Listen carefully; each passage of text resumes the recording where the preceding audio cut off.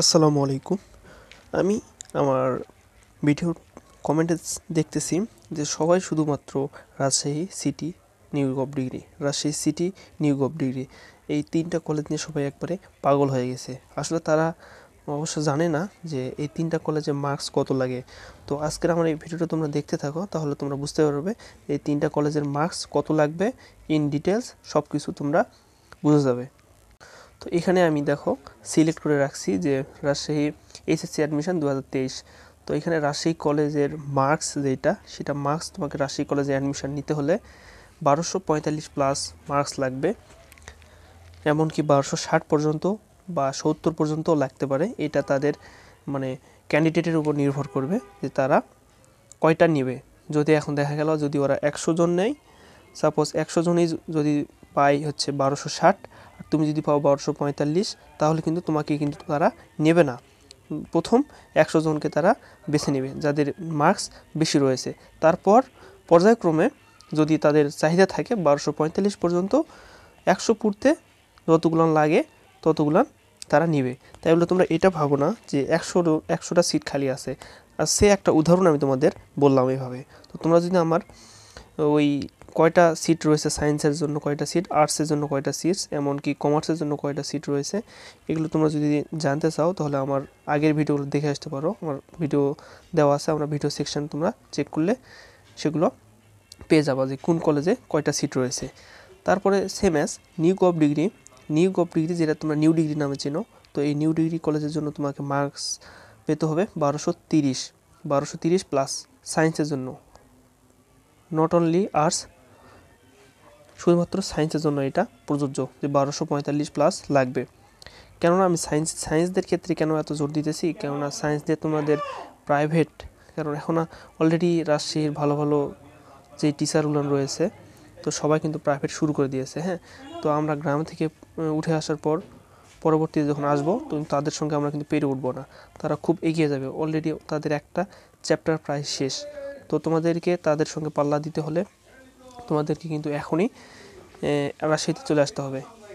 College fact না, just একটা তোমার যোগ্যতা যে কলেজে তুমি চান্স পাইছো ভালো কলেজে বা পাওনি, ডাজন্ট ম্যাটার। তোমার যদি ইচ্ছা থাকে সায়েন্সে পড়বা, তোমার যদি মনোবল থাকে, মেধাশক্তি থাকে, তাহলে তুমি রাজশাহীতে চলে আসো এবং এসে প্রাইভেটে ভর্তি হয়ে যাও এবং সায়েন্সের প্রাইভেটগুলো শুরু করে দাও। কেননা ইন্টারমিডিয়েট লাইফ খুব একটা বড় না, দেখতে দেখতে পার হয়ে যাবে।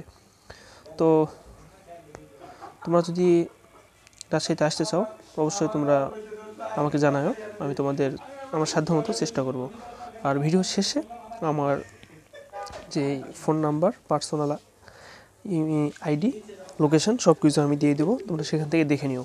অনেকেই বলে যে ভাইয়া আপনার সঙ্গে কমেন্টে কথা বলবো, আপনার সঙ্গে কথা বলতে চাই। তো সেখানে তোমরা ভিডিও শেষে আমার পার্সোনাল সেলফোন নাম্বার পেয়ে যাবা।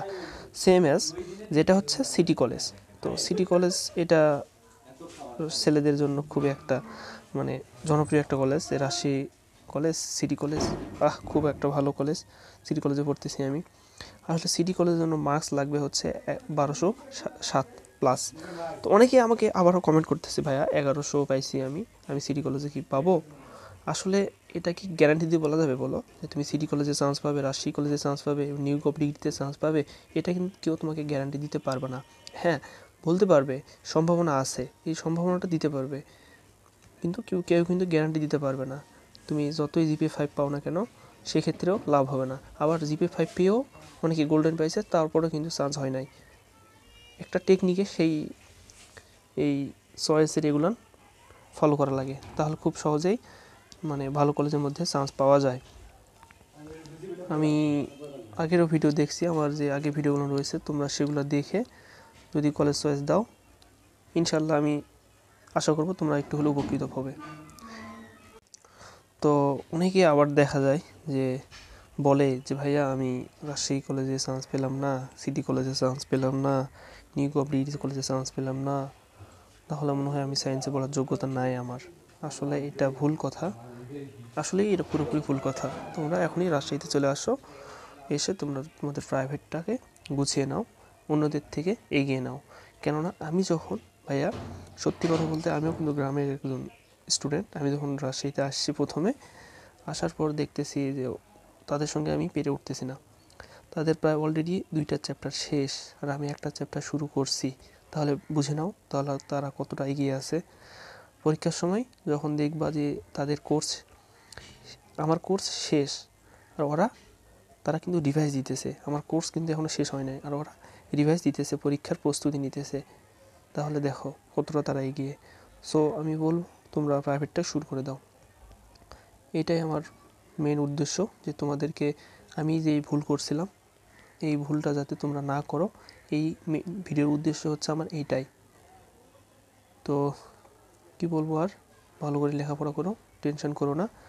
আর আমার ডিসক্রিপশন বক্সে অথবা এই কমেন্টে আমি আমার যে মেসেঞ্জার গ্রুপ রয়েছে, পার্সোনাল মেসেঞ্জার গ্রুপ, সেখানে সব ধরনের সাহায্য তোমরা পাবা।